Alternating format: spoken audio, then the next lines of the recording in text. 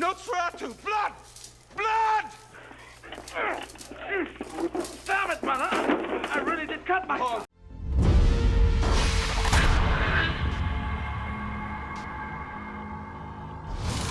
Hello and welcome back to Ycft. Today we're talking about Shadow of the Vampire, released in the year 2000, starring John Malkovich and Willem Dafoe. The director of this has a strange name that escapes me. You're going to make me say it. I am. It's E. Elias Mariga. He's called Elias. I've never seen anything else he's done. Hard to pronounce names in this film. So, what this film is actually about, it's an interesting one. And I honestly would have thought I'd seen crop up more in the lead up to the new Nosferatu, but we haven't. We've seen Joe Blow do a video on it, but it's not on any streamers. It was actually really hard to get a hold of. I've not been able to get a physical copy. And it's a fictional telling of the filming of the original Nosferatu. Yes. From, well, now over 100 years ago. Yes. There was a kind of urban legend at the time that Max Schreck, who played Count Orlok Nosferatu, was actually a vampire. Yeah, I think there were lots of myths and legends surrounding him in the decades since making it. Because I think like people also said that Nosferatu was the only film he ever did, which kind of added to this mystery surrounding it, which is a load of bollocks. Yeah, like, that's just wrong. He acted and stuff before Nosferatu and since. Like, I think he died in 1936, I think, Max Schreck, so he wasn't old when he died, but he was a working actor. So that's the approach that this film takes, that Murnau, the director, played by John Malkovich. I've got to say, John Malkovich, I love him, but he cannot do a German accent. No, this is... If you hire John Malkovich, you get John Malkovich. Yeah. You will sound how he sounds. Yeah. Albin, a native has wandered into my frame. Kommen Sie, gute Frau. Kommen Sie. And in this fictional world, he has hired an actual vampire to play the role of the Count. Yes, and he's given him the pseudonym of Max Schreck. Yeah. And he's told all the other actors and all the other film crew that, I found this guy in a German acting troupe a few years back. He's really good. He's a character. He's method. He's really super method. Extremely method. They don't meet him until when you actually meet him in the film. And they're all kind of like a bit scared of him, but also kind of amazed, curious. What an actor. And then things start happening to the crew. Yeah. Particularly the cameraman, Wolf.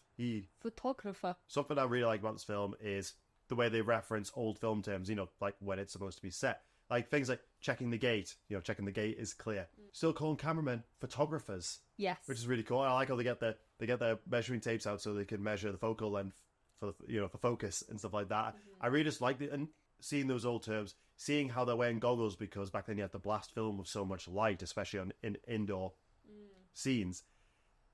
It's really cool. And how the director is just talking to the actors while the camera's rolling, because it's silent film. You watch him. Orlok, drop your paper. You look at Gustav. Gustav, keep watching him. Take your right hand and reach for the bread knife. Yeah. You could just talk at your actor. Oh, you've noticed, you're just reading your papers, Count, and you notice something. What is that? Do you think I'm like, papers? That's so cool. Yeah. And yeah. There's a certain film camera POV, looking at what the finished footage would be, and it will transition into the regular film footage, and it looks so nice, and it's one of my favorite transitions in this film. There's a big theme of Murnau believing that if it's not in the frame, it doesn't exist. That is all he cares about. And it weirdly, I said this while we watched this twice recently just for this. It reminded me a lot of Peter Jackson's King Kong from 2005. It's a similar approach. Jack Black's character, as a director, taking the whole crew to Skull Island, this incredibly dangerous place, just to make a movie, make something that someone's never seen before. That is kind of what is going on here. Make it as realistic as possible. Yeah. Murnau had a deal with the vampire that he wouldn't touch any of his crew. Before they even start filming, he's already feasting on the photographer. And he's got his eyes on the script girl. I love this moment where she goes to put makeup on him, and Murnau just goes, "No makeup for him." No makeup. Keine Schminke. I want some makeup. I want some makeup. You don't get any. I'd like some makeup. Well, you don't get any. All right. Are we ready to begin? I know, yeah. Oh, it's fantastic. So yeah, he starts feasting on, on the crew, and he realizes that he cannot actually control this vampire, and slowly starts to descend into madness. But the question has to go, well, what has he promised this vampire? Why is he taking part in this movie? Yes. He's promised him the star of the film, Greta Schroeder, who is... So in the original Nosferatu movie, Greta Schroeder, the actress, played Ellen Hutter, the wife of Gustav's character, Thomas Hutter, I think he's called. Yes, Murnau has basically promised Orlok or Shrek that he will get unlimited access to her. He's taken a liking to her for reasons that aren't really explained in the movie. But we have since learned that there was a major subplot that was, I don't know if it was ever filmed, but it was certainly axed ultimately from the finished film. Where Shrek does explain in the movie that he was bitten by a woman once upon a time, thousands of years ago. He can't quite remember what she looks like. He is over the centuries. He's tried to emulate her through art and marble, but through time it's all eroded. And now it's got to the point where he can't quite remember her. So I think the film is sort of going down the lines that he sees something in this image of this actress Greta that reminds him possibly of the woman that once bit him. She isn't. Greta is absolutely not a centuries-old vampire. She's very much human. But I think that's what the movie was trying to go down. It's not necessarily explained in detail, but you can kind of infer that potentially with the pieces that you are given. Very early on, they reference the issues they had with the Bram Stoker estate. Yes, that's great.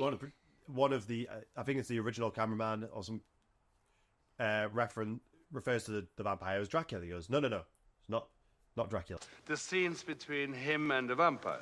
I thought Dracula lived in Transylvania. Strictly speaking, this is not Dracula. The author's widow wouldn't sell us the rights to the novel. So who's playing Count Dracula? I mean, Orlok.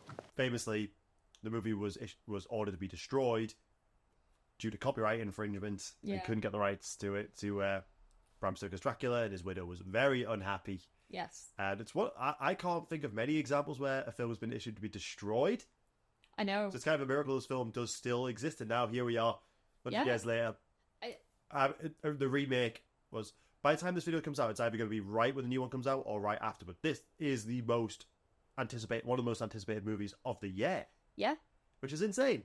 But yeah, I like that they reference those problems. I do as well. I also like how they refer to his widow, who her name escapes me at the minute, but they're obviously they're very pissed off about it, so they kind of refer to her as an old bat or an old crow or something like that. Yeah, she didn't give us the rights, so we've had to do this instead. Yeah, we have to give props to Willem Dafoe this film. He is. It's ironic that he's also in the new Nosferatu as I believe he's playing a vampire hunter. Yeah, it's whereas in this one he's played the actual vampire, and he was nominated for an Oscar for this film. Yes, he did not get it, but he was nominated. Yeah. He also was nominated for Best Makeup. Yes, did not win. This role also got him the role of the Green Goblin, which is probably the role he's most famous for. He is amazing in this film. There's a silent intensity in everything that he does. He's so wide-eyed. He does a lot of good stuff with his lips and his nose, almost rat-like. Very. And does a lot because he's got those long fingernails, and he kind of walks around like this a lot. It's almost like he's nervous of everything.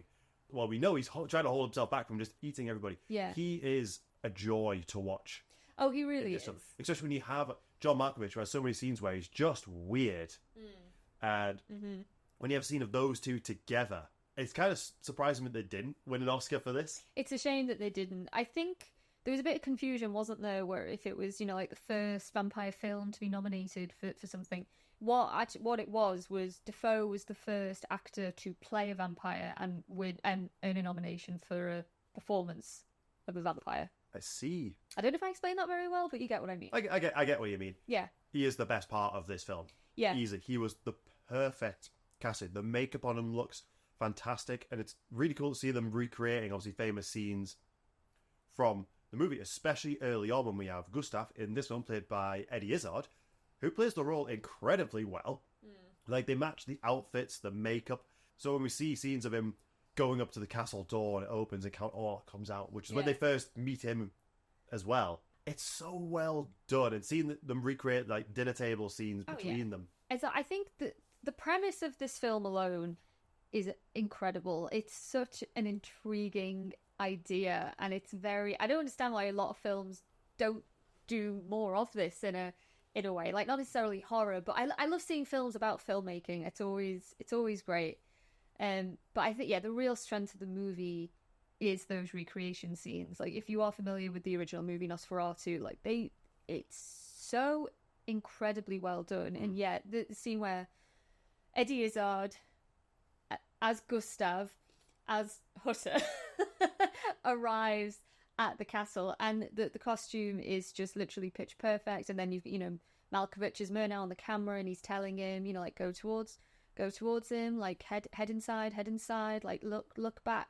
And it's so brilliant. Yes, the scene at the table where he's reading his papers and he sees the portrait of Greta for the first time, and even of course the end where Greta is lying on the bed, and Nosferatu's Orlok's death scene as well. It's all so wonderfully done. They work out that he's a real vampire before shooting the final scene, and they do kind of just let Greta die. She is sacrificed. It's a callback to an earlier scene. Yeah, Murnau says you will see this as a sacrifice. It is the role that will make you great as an actress. Consider it a sacrifice for your art. Sacrifice yourself for the art. It's worth it. Be immortal forever in film. But there's an underlying theme of addiction. Yes. And so Greta is a morphine addict. Murnau is also an addict, but it's unclear if he is one prior to it or if the guilt has finally caught up with him. But also Orlok himself, like, he is obviously he needs blood to survive, but he is basically an addict in this environment. Imagine being addicted to some type of drug and just being surrounded by that drug at all times, but you're not allowed to touch it. Yeah, for sure. That is what Orlok is living through in this film. I don't know whether to call him Orlok or Shrek. I think it's Shrek. I'm falling into the habit of calling him Orlok, but it's Shrek. Yeah, I suppose they do refer to him as Shrek throughout the film. Yeah. Jesus, Max. You scared me to death. How long have you been listening? We've been looking all over the place for your coffin. I think also the film... I got this more on the second rewatch. Well, actually, this is my maybe fourth time watching this movie in total. I watched this movie years ago when I was younger, and I guess it was just must have been on TV one day, because you are right, this is a hard film to track down. So I have seen it a few times, but I only got it on the last rewatch. There are a lot of parallels between Murnau and Shrek. Yeah. That this film really posits. And, like, yes, they both have this very insatiable hunger for different things, but in a way, this huge desire for immortality. Like, Shrek wants to stay alive. Like, that's his whole thing. If he wanted to kill himself, he could have easily just walked out into the sun. Like, there is an element he wants to live. He wants to carry on existing. And then obviously you've got Murnau, who Malkovich is, or the writer, like, this particular incarnation of Murnau is to be immortal through film and to capture everything. Again, like, if it's outside of the frame, it doesn't exist. He calls himself a scientist. Like, this for him is a huge experiment. It's for the sacrifices of the crew and everything. It's all for the betterment of the art of cinema. So both of them have, like, this weird, this insatiable drive to be immortal, like to live. Death is kind of inconsequential. It doesn't really matter who gets in the way. And they both have blood on their hands. They do. I think one scene that perfectly sums up Murnau is right at the end when the producer has been killed. When they finally kind of step in. Yeah. And he's just filming everything. Again, kind of reminds me of Jack Black in King Kong. He only stops filming when the camera breaks. Yeah, yeah, literally. And he's just filming everything. And he's like, Count, I don't like this composition, or this composition doesn't work for my frame. Can you go back to your original mark? He does not give a... Yeah. Someone is dead. Two people are dead in front of him. Yeah, his second camera, his second photographer, and his producer. Yeah. He wants the Count to go back to his original mark because that composition is just nicer. And that just shows the descent that he has fallen to. Frankly, Count, I find this composition unworkable. Frankly, Count, I find this composition unworkable.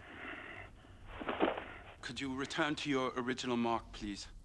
Well, there's also, I guess, a similarity, between film and vampires itself, in that both can be destroyed by light. Yeah. Like, that's right? Like film, if you expose it to too much sunlight, it will...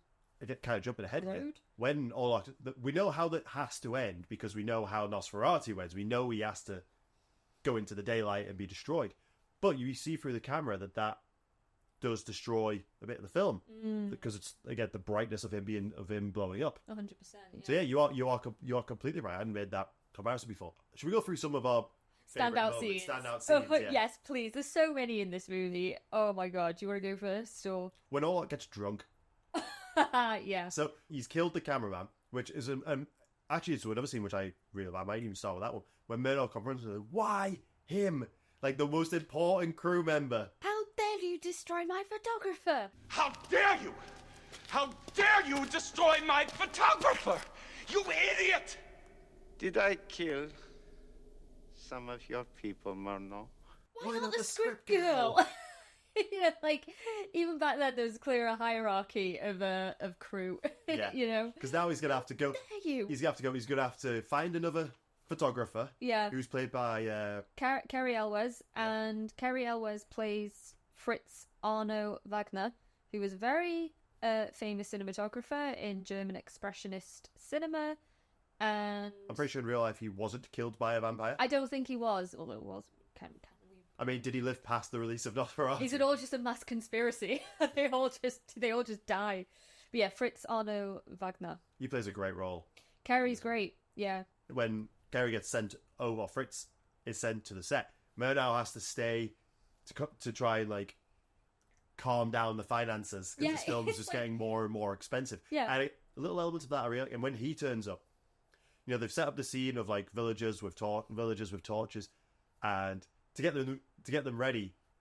Well, first it's like, oh, what we working with? He's like, oh, not my usual weapon of choice, but it'll do. He just fires his gun into the air to scare the villagers and gets them. He's like, oh, if I'd had time to plan this, I would have filmed it in slow motion. What slow motion? Yeah. Oh, it's when you feed the film through the camera really fast, and when you play it back in a regular frame, it's slow. And like, of course, that's still a relatively new thing because slow motion was actually invented by accident by, I think it was some filmmaker that was like a priest or something, and basically. It was initially designed. So I'm going off on a tangent here. It was initially designed as a way. Now, as cameramen go through the day, the arms are going to get tired, so the frame rate tends to slow down towards the end of the film. So he assumes that if we film it really fast, when they start to slow down, they'll actually just start to slow down to a regular frame rate. And because the frame rate often depended on the speed of the photographer. I see. But they found when they slowed down the regular speed, they created slow motion. So it's like many things in cinema. So that at the time was still kind of this like, this kind of new thing. But also something that they've got to work out is the Count has told Murnau he will not go on the ship. I have a dozen scenes on the ship. But I won't sail. Which I didn't pick up till second time. Of course, vampires don't like running water. They can't cross running water. They will not sail. I don't think we need ship. But it's in a dozen scenes. I will replace you. I will replace you with a double. I will make sure you have no close-ups. You know, like he gives a shit. Then it's like, oh, it was an empty threat. Yeah. So they end up building the ship at Orlok's home. Yeah. I don't think it's actually his home where he is. I think they just kind of left him there. So they build a replica of his ship. Yeah. To accommodate the difficult star. Difficult star who will not sail. Yeah. You want to eat the writer? Be my guest. That will leave you to explain how else your character is supposed to get to Bremen. He gets drunk with the producer / art director. The producer / art director. And who else was it? The writer. And the writer. Like, they just start drinking snaps and they think he's just still in character. They ask him, oh, how long have you been a vampire? I do not recall. How did you become a vampire? I do not recall. It was woman. It was woman. Ah, now we're getting somewhere. I really like because they ask him. They end up talking about drunks. I read that book. Right now, gave it to me. I found it sad. Well, now, this is a golden opportunity. Speaking as a vampire, what do you make of the book's technical merits? It made me sad. It was sad. It made me sad. It's a really interesting look of Dracula from a vampire's perspective. He sees it as like this this lord, this immortal being, you know, who's has ruled kingdoms. Yeah. He's like, how long do you think it's been for you to make bed, buy bread? Dracula hasn't had servants in 400 years, and then a man comes to his ancestral home, and he must convince him that he is like the man. Yeah. Like, he's got no servants there. Yeah, he's like, how... Basically, he sees it as how demeaning and sad that vampire is in that state. Yeah. I think he saw a lot of himself in Dracula. Yeah. Ironically, because obviously one is a rip-off of the other. Yeah. But it's such a good scene. He's just sat drinking schnapps with his massive claws. And he fucking takes a bat out of thin air. Grabs bat out of thin air. Kills it. And I was like... Producer and writer are like... They're like, oh, he was drunk. Well, the writer cottons on. The writer starts to suspect that actually maybe our lead actor is... Gustav very early on just sees him feasting on the... I saw you. Yeah. But I don't think he has any scenes with him after that. No. And then we see a drunk Count Orlok at the top of this ship they've created, just eating a member of the crew and throwing him over the side. Yeah. Yeah, I know. It's the vampire equivalent of you've got back off a night out, it's 3 o'clock in the morning and you're raiding the fridge. Yeah, basically, yeah.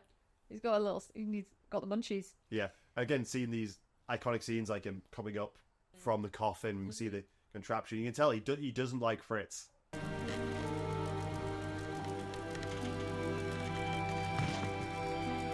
And end. Not one bit. He does not like Fritz. I like that exchange between them where Fritz like has a chat with him and is sort of like going along with it. Like you get the impression, you know, he knows what it's like to work with difficult stars, so he's trying to like meet him on Shrek's meet Shrek on his own level, and he talks about Plato, and Fritz is like, oh, so have you read any of his stuff? You know him. He's like, it's like, read him. I knew him. Friedrich tells me you're something of a Renaissance man. I take it you read Plato? Read him. Know him. So just for context, that would make Shrek 2,000 years old, over 2,000 years old. So he's been around for a while. He has been around for a while. And living in the squalor that he's in. Yeah. He did not. Yeah. He did not invest his assets wisely. Well, that's the thing. Like, that's the thing with vampires, isn't it? It's like, you know, one argument. Why would you want to live that long? Who? Why? How? Like, who has the patience for it? And then it's like if you're not rich, if you are not, you know, like haven't amassed kingdoms and, you know, like a wealth of servants, it's like you're not vampiring, right? Yeah. Why would you want to exist if you don't have any of those things? You know, it's just a very lonely existence. Murnau admits when he's drugged up and had his breakdown. On laudanum, yeah. Yeah. That he read about him in a book or something like that, and hadn't thought about him for years until he was given Dracula, and when he went to location scout, he managed to find his vampire. I would have loved a scene of him trying to convince him. What other favourite scenes do you have? We've spoken about a lot of them. I just want to go back as well to that scene with when Murnau like really loses shit with with Shrek after he started attacking the first photographer. I just love it because again, it's like for all as absurd as the whole thing is, of, you know, they've hired a literal vampire to star in their film. It's just like this other side to it where they're still making a film and they still have, you know, like these other implications of it's like what that scene is it's a very frustrated director dealing with a very difficult star. Yeah. I love how analogous it is to, you know, like the history of film. The history of film, yeah, exactly. Directors and actors coming to blows, like, I will deny you any close-ups. I love that. And then, yeah, he's got to bugger off to chat to the financiers to, like, calm them down. I just love how all of that is so tied to the story. My other favourite scene, or one of my favourite scenes, is probably at the very end with Greta, where they bring her... So she's... I don't know if this is true in real life, but in this film... Greta loves the theatre, she's a rising theatre star, and she's angry that she's tied to making Nosferatu because it's now taking her away from the Berlin theatre scene, and she's been shipped out on location and she's got to come here for a few days, and she's annoyed and she's angry. Very much a bit of a diva, you know, like she's brought her little dogs in tow. She's also off her hits on laudanum or morphine or whatever it is. But they come to film her biting scene after the realization that Shrek is an actual vampire. So this is after Murnau's confession to the producer and to the writer that, yes, I've hired an actual vampire and I don't know what to do. I'm a bit out of my depth now. So they're all very much aware of the threat that they're dealing with. There is a plan in place. A plan is put in motion where Greta is sacrificed. Yeah. So knowing that she is an addict, they inject her with a shitload of morphine. It's also because she starts freaking out. Yeah. She doesn't want... She's a bit freaked out at Shrek. And She sees he has no reflection. yes, so she starts screaming. She doesn't want to do the scene. 3 men hold her down and forcibly inject her with a drug that just completely pacifies her. Obviously, Shrek is on the cusp of biting, like his prize, like the one thing that he's doing this film He's for. incredible. I want to know. Oh, no, don't want to wait. Yeah, Bites her. death. I want her now. I need a shot of you clutching your heart first. My dead scene. Yes. Oh yeah, no, that's it. So Murnau says you can't have her, you can't bite her until you give me your death scene. So he does, he does like the whole, does all of that, bites her. And it's over. Well, he doesn't bite her initially. He's like, "Oh, you're just nuzzing, but you're not biting," because they want to be able to pull a chain, which will open the shutter doors, which will let the sun in. But Shrek, explored the set and has cut the chain, and that's when he's like, yeah, they tried to. He knew that they were going to betray, and he just goes for her. Yeah, bites her. So I suppose in a way they were hoping. Yeah. They wouldn't have to come to him biting her, but it didn't quite work. Yeah, the shutters are. But she is basically just a sacrifice in this. Oh, essentially. But what happens is because he's sucking her blood, the drug blood, he then also gets very pacified with the morphine as well. It's very what we do in the shadows, Yeah. They drink the blood of all those like druggies. Yeah. And so he kind of, well, he's not I suppose as much of a threat. He's sort of calms and he's very still, and they're chatting amongst themselves and they don't really know what to do. Ultimately, Shrek ends up killing the producer. He ends up killing Fritz as well, and then in between is just manically biting and groping Greta in a very sexual way. And Murnau, all the while is just filming. He's just completely bonkers at this point, just filming his the crew final break in. scene. Open the shutters and the sun. Yeah, I know like Malkovich. He's a brilliant actor. I think there's a lot of scenes in this where you could probably argue like he's really kind of hamming it up a little bit. Like it's a bit cartoonish. It's a bit OTT. But I love again like that stillness and that calmness that he has. Like whilst he's getting his final shot. And it's absolute carnage. It's like 2 people are dead, one of which was his good friend. And then, potentially his female star is dead or dying on a bed, just bleeding out. And then he asks, like the people that have broken in and are now just watching this horrible scene, very calmly says, could I impose on one of you, please, to get the end board?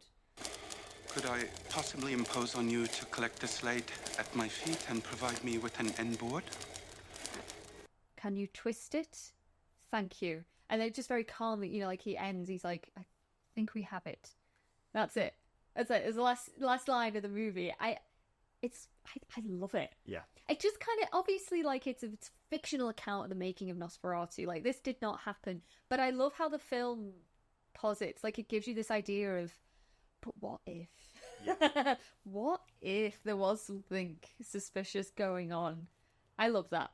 Never seen it, which weirdly links back to another Dracula thing that we done in the past when we talked about the BBC TV series from like 2020. I think that one came out. Yeah, it was COVID times. In that Dracula, when he enters the modern world, watches a sunrise on the TV because it's the first time he's been able to see a sunrise, and as long as he can remember. It's after the dinner scene when, that's fair, in that moment, Murnau absolutely wanted Gustav to cut his hand. Yeah. He goes for the finger and he keeps sucking the blood out of it, and then goes for the cameraman once the lights go up. And he kicks on his everyone back and says, Shrek, no, he stays. You stay here.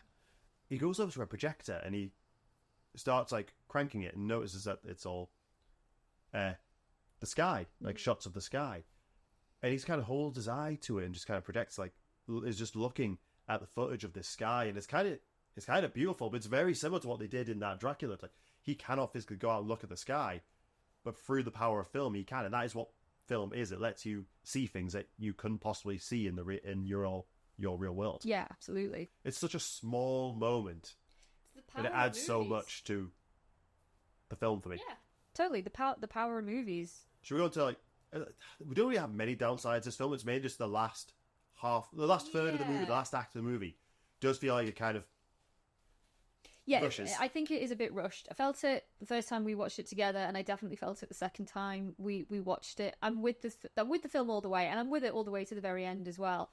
I just think it's from the moment, really, where they discover Murnau in bed, off his face on laudanum, and he's chatting to his producer, and he spills everything. Like, yes, he's a real vampire. Yes, the crew have been sacrificed. Blah blah. It's that moment where I'm like, I don't know if we needed maybe just another scene somewhere in between, because him taking those drugs and him confessing to his producer, to the writer, what's actually been going on suggests, I don't know, like there's a sense of guilt maybe, or there's a sense that like he's totally out of his depth, where I don't get that impression the last time I saw Murnau at all. Like, he's a man that's frustrated, but he's not a man that's necessarily losing control of everything. So I don't know, I just feel like we maybe needed like another moment to help sort of ease us into that phase. And then I do feel the film kind of like quickly spirals. I also question the morality of the producer and Fritz as well. The producer, by the way, is played by Udo Kier, who's a great actor. He's always so much fun to watch, because they seem, like quite, like, I don't know, like decent guys. Throughout the movie, Udo Kier, the producer, has been looking after the crew, and he's been like, no, we are finishing today, like, that's it. Our photographer is clearly ill. We're going back to the hotel, like, that's it. He's calling it a day. So he's looking after his crew. So I don't know. It's just the decision to sacrifice Greta also, to me, feels like it comes a little bit out of nowhere. It's like, wait, all of these men are okay with this? They're all fine with this woman just being bitten? Like, that's totally fine. So again, it's not that I don't like these individual scenes. I just feel like maybe there's a few things missing in the build up to them. Yeah. That's all. I gotta say, I'd love to have seen a recreation of Shrek carrying his coffin through the village. Yeah. But we didn't get that. I don't know if there was stuff cut or just, it was quite a moderate budget, this one, so maybe just, I suppose they couldn't just do the whole film just recreating all the iconic scenes. But yeah, it's just that last half just feel a little bit rushed, and they almost feel confined by how the movie Nosferatu ends. It kind of has to end a similar way. Yeah. And I feel like they tried really hard to be like, how can we make this so that the vampire is defeated, but the movie still ends how it's supposed to end. Yeah. But these are like, they don't detract from my enjoyment of the movie. Not one bit. No, not at all. I've always loved it. Always really loved it. And it really surprises me that it's just not more... Not that it's not well known, because I think the people that have seen it really like it. It's just not, I don't know, it's not talked about. It's kind of been forgotten in a way. Well, we recently saw that the whole film was on YouTube, isn't it? It is. It just surprises me that with a new Nosferatu coming out, that also starring Willem Dafoe. Also starring Willem Dafoe isn't on a streaming service somewhere, at least not in the UK, that we could watch. It surprised me that the 1979 Nosferatu is also not being pushed. Oh, yeah. Yeah. Strange. It is strange. It's weird. We also had another Nosferatu film come out this year, didn't we? Oh, yeah, we watched that one, didn't we? It was very low budget. That was one that is... I think it was like 2016 I last saw the crowdfunder for it. And they basically recreated the original film scene by scene with new actors and compositing them into the original backgrounds, adding additional scenes with dialogue. It's a really interesting watch. Not the highest quality film, and some of the compositing is truly dreadful. But it was interesting. Yeah, and interesting experiment. Yeah, and so far I don't think there's been a bad portrayal of Count Orlok. I also... Bill Scott, do not let us down, please. I don't think you will. I think the trailer looks great. I'm excited to go and see it. Shadow of the Vampire, obviously it's not a shot for shot remake. it's not even a remake. Yeah. It's about the making of the original movie, and I don't know, like as I said before, I really love films that are about filmmaking, that are about the filmmaking experience, you know, film within a film. I love it, and I would love to see more of it. And it always is so exciting when it's especially, you know, about the making of a horror film. And the recreation of Nosferatu scenes are literally perfect. I can't really stress that enough. And yeah, even what they did with like the quality to make it look like really old film as well. It's on IMDb, like specifically what they did. There was like a couple of steps to the process to make it resemble, you know, like film from the 1920s. But I really do love it. I've never seen anything this director has done before or since, which is a bit of a shame because he clearly has talent. He's clearly got talent, yeah. Also, just going back to criticisms, very long opening credits, this film. Yeah, ridiculously long. And not the most interesting. No.